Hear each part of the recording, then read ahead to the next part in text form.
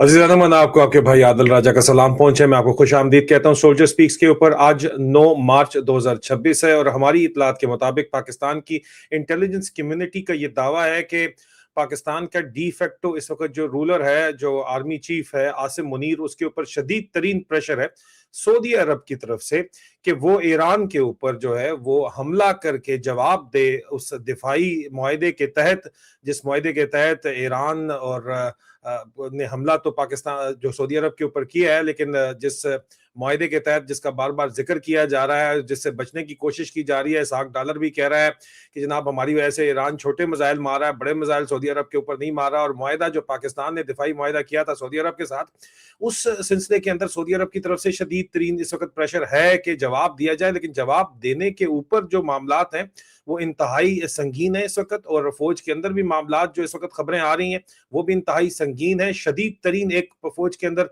मोमिन ग्रुप के नाम से जो मोमिन ग्रुप है, वो जाहिर बात है कि हमारे जो भाई हैं, अहले तशी जो भाई हैं, मोमिन ग्रुप एक बहुत ही स्ट्रॉन्ग ग्रुप है जी, बहुत स्ट्रॉन्ग नेटवर्किंग है उनकी, और उनकी बड़ी सीरियस ग्रीवेंसेस हैं इस वक्त जो वो लोग सामने लेके आ रहे हैं।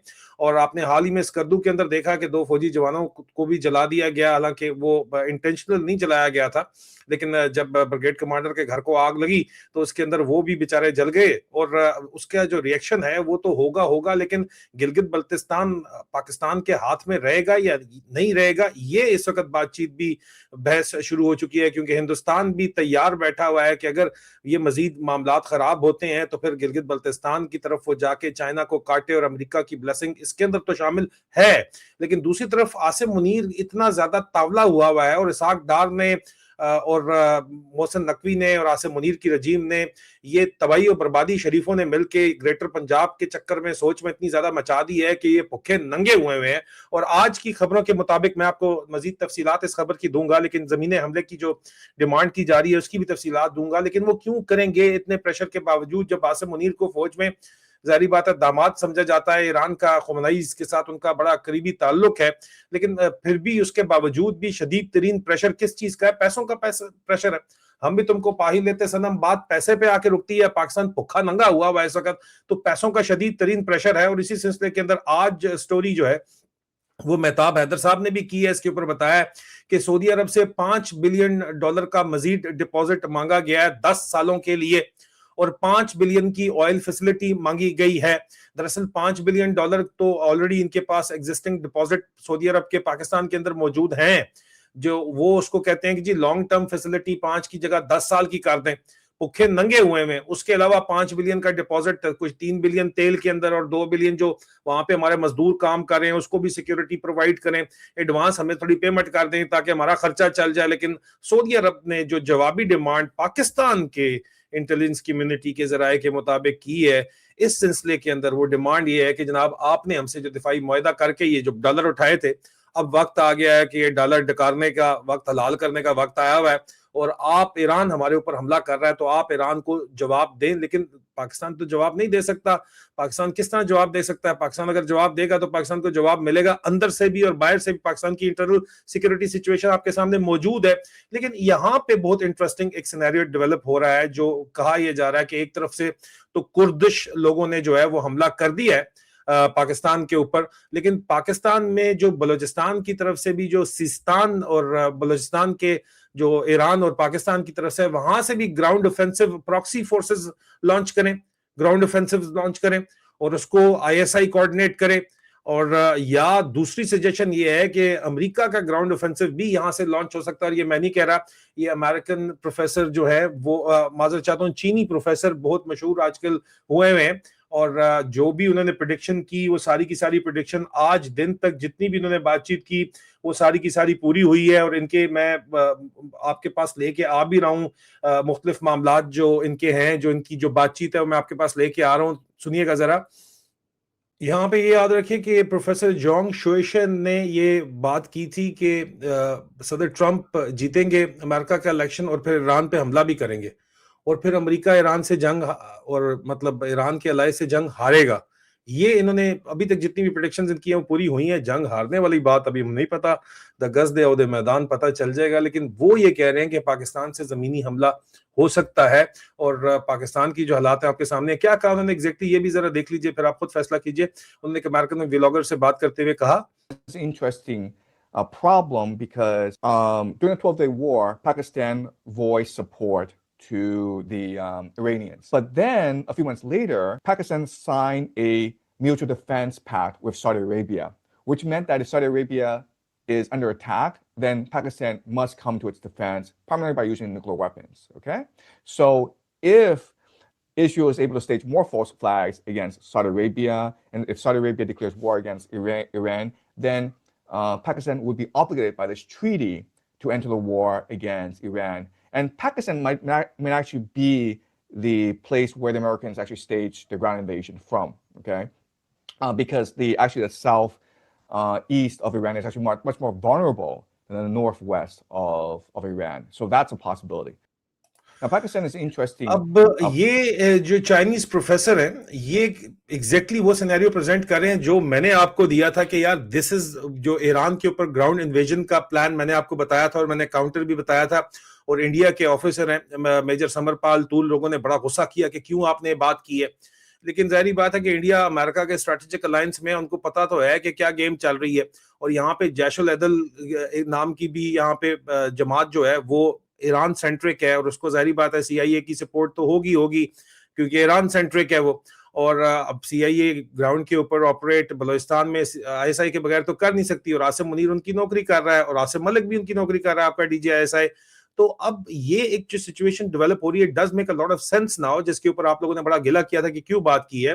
प्रोफेसर जोंग शोएशन कहते हैं कि जनाब फॉल्स फ्लैग सऊदी अरब के अंदर कराए जाएंगे क्योंकि ईरान सऊदी के ऊपर अटैक नहीं कर रहा और ईरान की सऊदी अरब की ऑयल रिफाइनरी पर अटैक हुआ, ईरान ने कहा हमने नहीं किया, सऊदीज कह रहे हैं इन्वेस्टिगेट कर रहे हैं।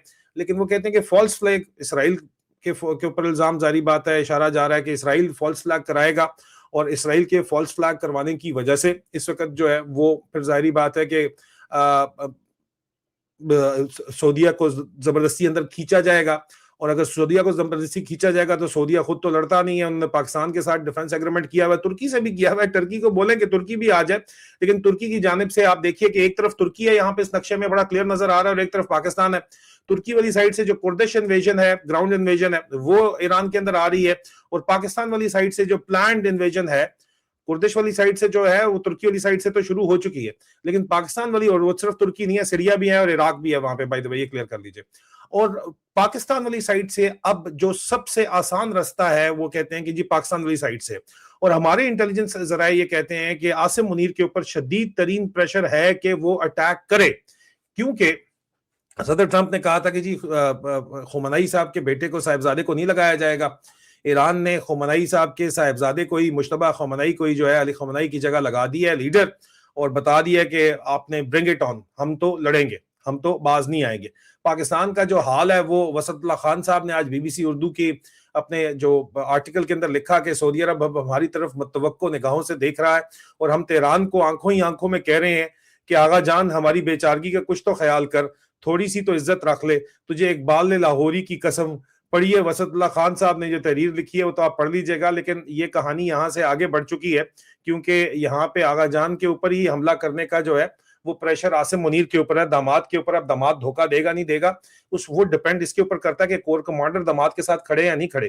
कोर कमांडर्स के बगैर आसिम मुनीर की अपनी औकात नहीं है कि वो फैसला ले सके। और कोर कमांडर्स जो है वो अपने पर, उन्होंने आपको मैंने बताया था कि उतोले में है कि जनाब हम अपनी साइड के ऊपर डायरेक्शन के अंदर जाएं, क्योंकि इस सिचुएशन के अंदर जो स्कर्दू में और गिलगित बल्तिस्तान के अंदर हालिया ईरान के ऊपर हमलों के बाद जो रिएक्शन आया है और पूरे पाकिस्तान के अंदर, इस्लामाबाद के अंदर इस वक्त रिएक्शन है, एक्सपेक्टेड ये है कि बड़ा सवियर रिएक्शन आएगा। और जो फौज के, लेकिन उनको इससे फर्क नहीं है, वो मार देंगे 3-4-5 हज़ार लोग मार देंगे जिस तरह वो मारते चले आए हैं। लेकिन जो सबसे बड़ा इशू है वो फौज के अपने अंदर का इशू है, जो मैंने आपको बताया। जो मोमिन ग्रुप हमारे भाई हैं, जो हम भी अपने आप को वैसे मोमिन ही कहते हैं, लेकिन इन लोगों ने अपना नाम बहरहाल मोमिन ग्रुप रखा हुआ है, लेकिन वो बहुत स्ट्रॉन्ग ग्रुपिंग है जी। और उसमें आसिम मुनीर भी, जो कैरियर आसिम प्रोग्रेशन है आसिम मुनीर का, नालायक एक आदमी तो रट्टेबाज है, ठीक है, रट्टा मट्टा उसको आता है, बाकी नालायक ही था जी। तो उसकी जितनी भी प्रमोशन हुई है वो मोमिन ग्रुप ही की वजह से हुई है जी। और लेफ्टिनेंट जनरल मेजर जनरल बनने तक तो आगे सियासत, मेजर जनरल के बाद तो सियासत आ जाती है, लेकिन वहां तक पहुंचा वो मोमिन ग्रुप की सपोर्ट के साथ है। ये आप लोग बुरा मानते माने, हमारे भाई हैं, तो हम तो इसलिए आपको बता रहे हैं, हम तो अंदर जानते हैं सारा सिस्टम। आसिम मुनीर के पास जो स्टेपिंग स्टोन था वो उसका ससुराल था, और उसका ससुराल जाहिर बात है उसने शादी जो है बड़ी जबरदस्त झंग में अहले तशी फैमिली से की। खुद अहले सुन्नत था ये आसिम मुनीर, शादी के बाद कन्वर्ट हुआ है जी ये। और उसके बाद जाहिर बात है उसको स्टेपिंग स्टोन यूज करके, इस्तेमाल करके अब उनको भी साइड पे फेंकना चाहता है, क्योंकि ईरान के बारे में अमेरिकी इंटेलिजेंस सोर्सेज कहती हैं कि जो इंटेलिजेंस है, और कहा कि ये बम बनाने वाले न्यूक्लियर बम के बड़े करीब हैं, इनको आप रोक लें, इस तरह की जो इन्फॉर्मेशन है वो बेसिकली इसने अपनी तरफ से प्रोवाइड की प्रेसिडेंट ट्रंप को, और वो कोलैबोरेशन हो गई इजरायली इंटेलिजेंस की। हालांकि सिर्फ इजरायली के कहने के ऊपर भी वो नहीं जाते थे, लेकिन जब उस इंटेल की कोलैबोरेशन हो गई कि जी पाकिस्तानी भी यही कह रहे हैं, इसराइली भी यही कह रहे हैं, आपस में तो दुश्मन है, तो इसका मतलब है कि वाकई ईरान जो है वो बना रहा है बम, चढ़ जाओ अभी, तो ये काम हो गया। तो दामाद ने तो आपके धोखा दिया, लेकिन दामाद अपनी तरफ से धोखा इसलिए नहीं दे रहा था, दामाद अपनी तरफ से जो है ना ज्यादा सियाना बनने की कोशिश कर रहा था, और जो सियाना कहाँ होता है ना वो आखिर में जाके आपको पता ही है कि गू ही खाता है जी। तो ये इस वक्त हालात बने हुए हैं, और कोर कमांडर राजी नहीं है जी इस वक्त जो मौजूदा हालात हैं उसके अंदर। अब ये सऊदी अरब से $10 बिलियन जो डिमांड कर रहे हैं, 5 बिलियन तो इनके पास ही पड़ा हुआ है। अगर ये, और सऊदी अरब कह रहा है कि यार पहले जो तुम्हें दिया हुआ ना उसी से खर्चा निकाल लो, ये मजीद 5 बिलियन मांग रहे हैं। अगर ये 5 बिलियन इनको मजीद मिल जाता है, इस 5 बिलियन के लिए पाकिस्तान तोड़ देंगे, जाहिर बात है, क्योंकि शरीफों का तो इंटरेस्ट है कि जाए भाड़ में पूरा पाकिस्तान, पंजाब जिंदाबाद, ग्रेटर पंजाब चलना चाहिए, जरदारी को साथ में लाके greater Punjab, east of Indus, वो ग्रेटर पंजाब बनाना चाहते हैं। और इस वक्त आपने पंगा जो है वो अफगानिस्तान के अंदर भी जाके लिया हुआ है, और ये पता है तमाम के तमाम कोर कमांडर्स को कि यार ये इनसे हजम होने वाली नहीं है, ये जो खिचड़ी पक रही है। और खिचड़ी तक अगर हजम नहीं होगी तो आप सोचें कि जब हार्ड फूड आएगा तो क्या बनेगा, तो सॉफ्ट फूड नहीं इनसे हजम हो रहा। और लेकिन इंटरनेशनल सिनेरियो के अंदर ज्यादा टाइम नहीं है जी, इस हफ्ते में इनको फैसला भी करना है, ये इसको लंबा खींच भी नहीं सकते, क्योंकि स्ट्रेट ऑफ हॉर्मज जो है वो ब्लॉक हुई हुई है, और स्ट्रेट ऑफ हॉर्मज की वजह से पूरी दुनिया में, यूरोप और एशिया दोनों में 80% स्ट्रेट ऑफ हॉर्मज से तेल जा रहा है एशिया में। चाइना भी जो है वो भी इसके अंदर, उनको प्रेशर तो आया हुआ है, लेकिन चाइनीज शिप फिर भी गुजर रहे हैं। लेकिन यूरोप के अंदर भी गैस प्राइसेस वगैरह, जो कतर से गैस आती है वो बहुत ज्यादा महंगी हो रही है। सो अब जो भी करना है ये बहुत फौरी तौर के ऊपर करना है, और अमेरिका में तो बहुत ज्यादा खतरनाक बातचीत आ रही है कर्नल सैयद अकबर हुसैन के साथ। मैं आज की वॉर रिपोर्ट के अंदर मैं लेके आऊंगा वो बातचीत, उन्होंने कुछ इन्फॉर्मेशन ली है, वो मैं आपके लिए लेके आऊंगा। लेकिन इस वक्त जो जंग के बादल, काले बादल मंडला रहे हैं, जिस तरह तेहरान के ऊपर, ये सिर्फ तेहरान के ऊपर नहीं मंडला रहे, ये पाकिस्तान के ऊपर भी मंडला रहे हैं। और पाकिस्तान, अगर पाकिस्तान से ग्राउंड इन्वेजन होगी, जो प्लान ये कर रहे हैं, और अगर ये जाहिर बात है बिक जाते हैं और कोर कमांडर राजी हो जाते हैं, पैसे थोड़े बहुत इंक्रीज हो जाते हैं, कोई इधर उधर से और भी आ जाते हैं, कोई मुत्तहिदा अरब अमीरात से भी आ जाते हैं, ठीक है, तो फिर आप सोचें कि पाकिस्तान का क्या बनेगा, किस तरफ जाएगा। मुझे कमेंट्स के अंदर बताइए आपका क्या ख्याल है कि किस तरफ ये मामला जा रहे हैं, और क्या ये वो वक्त नहीं है जिस वक्त हमें जरूरत है इमरान खान जैसे लीडर की, जो कि डट के खड़ा होता है, जिसके अंदर जुर्रत है एब्सोल्युटली नॉट बोलने की, जो कि यहाँ पे आके सुलह भी करवा सकता है। मुझे कमेंट्स के अंदर जरूर बताइएगा। अपना ख्याल रखिए। मैं मजीद अपडेट के लिए, बड़ी इंटरेस्टिंग एक सिचुएशन अफगानिस्तान थिएटर के ऊपर डेवलप हो रही है, इसे अगले वीलॉग में वो मैं आपको प्रेजेंट करता हूँ। खुदा हाफिज।